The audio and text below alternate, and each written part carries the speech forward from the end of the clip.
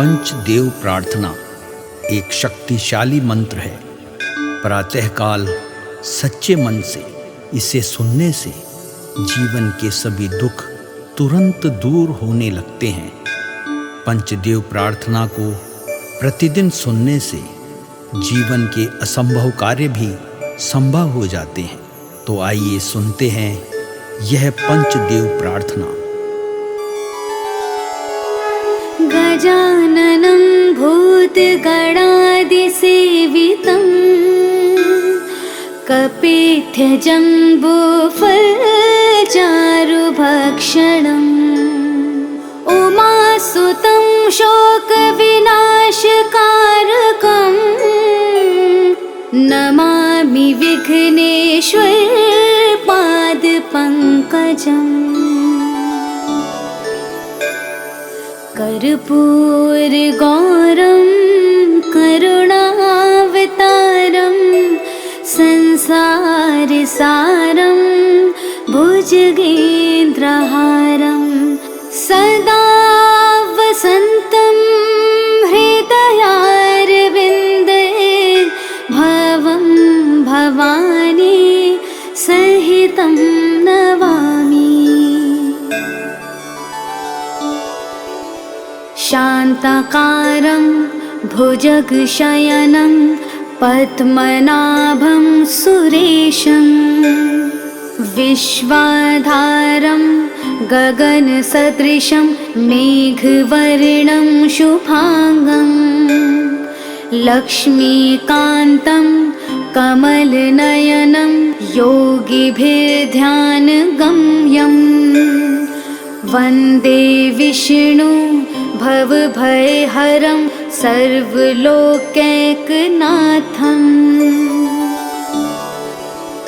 नीलाम्बुजश्यामलकोमलाङ्गं सीतासमारोपितवामभागं पाणो महासायकचारुचापं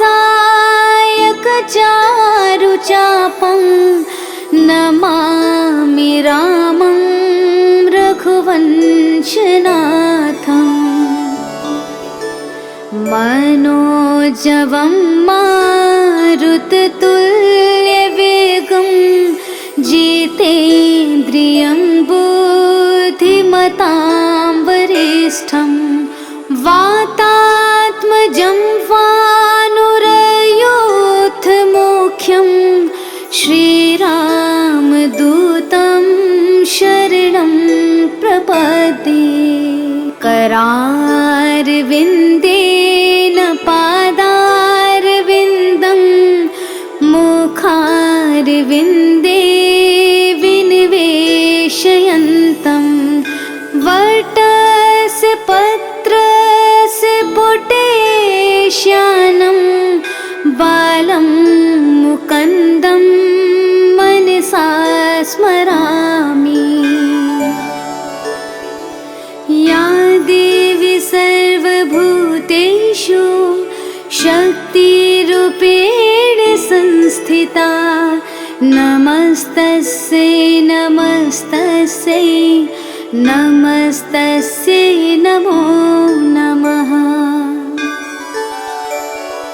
नीलाञ्जनासमाभासं रविपुत्रं यमाग्रजं छायामार्तण्डसम्भुतं तं नमामि शनैश्चरम्। गजाननं भूतगणादिसेवितं कपित्थजम्बूफलचारुभक्षणम् उमासुतं शोकविनाशकारकं नमामि विघ्नेश्वरपादपङ्कजम्। कर्पूरगौरं करुणावतारं संसारसारं भुजगेन्द्रहारं सदा वसन्तं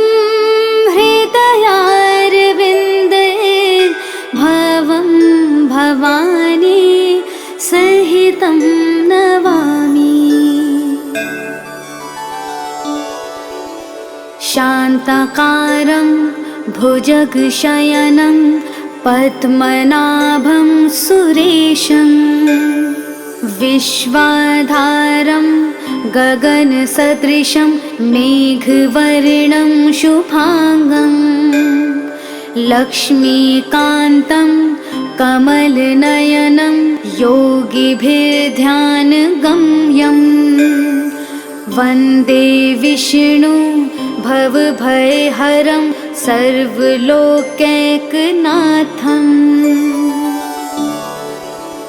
नीलाम्बुजश्यामलकोमलाङ्गं सीतासमारोपितवामभागं पाणो महासायकचारुचापं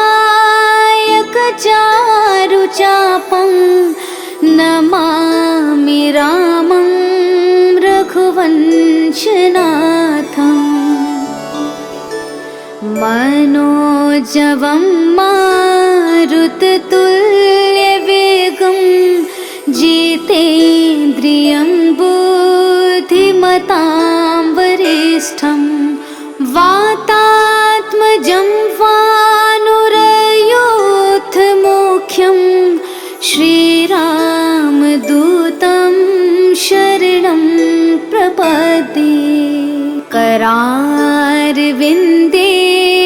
पादारविन्दं मुखारविन्दे विनिवेशयन्तं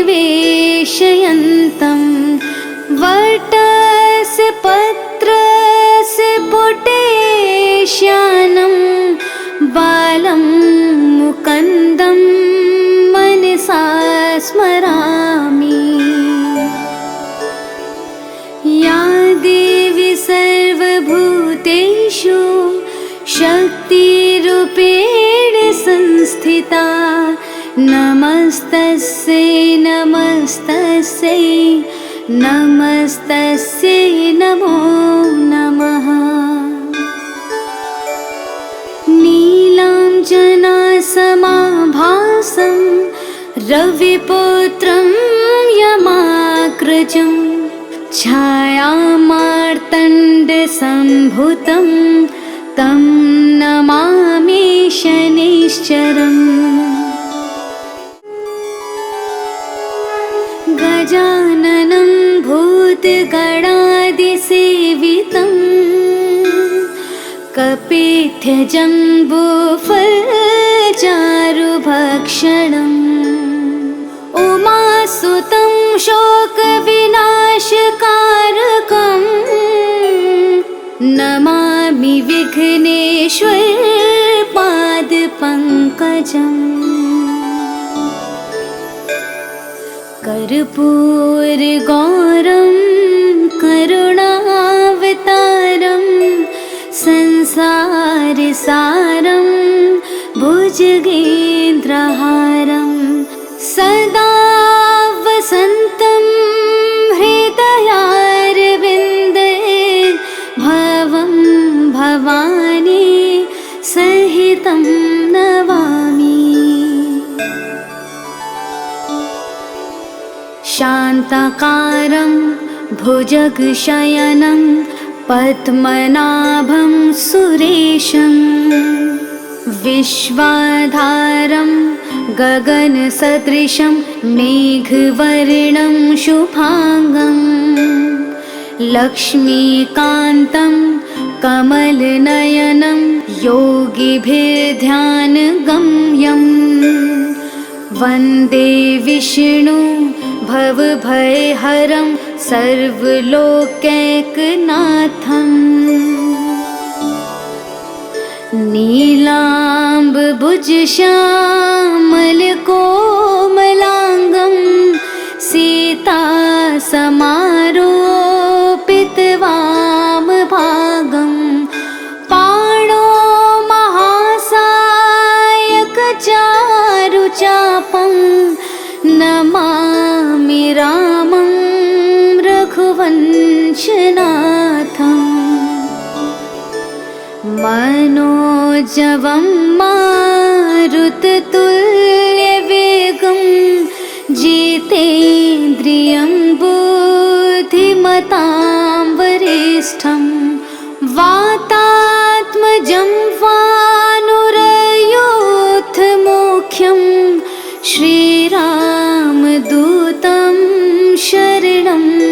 प्रपद्ये करारविन्देन पादारविन्दं मुखारविन्दे विनिवेशयन्तं वटस्य पत्रस्य पुटेश्यानं बालं मुकुन्दं मनसा स्मरामि। या देवी सर्वभूतेषु शक्तिरूपेण संस्थिता नमस्तस्यै नमस्तस्यै नमस्तस्यै नमो नमः। नीलाञ्जनासमाभासं रविपुत्रं यमाग्रजं छायामार्तण्डसम्भूतं तं नमामि शनैश्चरम्। गजाननं भूतगणादिसेवितं कपित्थजम्बूफलचारुभक्षणम् उमासुतं शोकविनाशकारकं नमामि विघ्नेश्वर पादपङ्कजम्। कर्पूरगौरं करुणावतारं संसारसारं भुजगेन्द्रहारं सदा वसन्तं हृदयारविन्दे भवं भवानी सहितं नमामि। शान्ताकारं भुजगशयनं पद्मनाभं सुरेशं विश्वाधारं गगनसदृशं मेघवर्णं शुभांगं लक्ष्मीकान्तं कमलनयनं योगिभिर्ध्यानगम्यं वन्दे विष्णु भवभयहरं सर्वलोकैकनाथम्।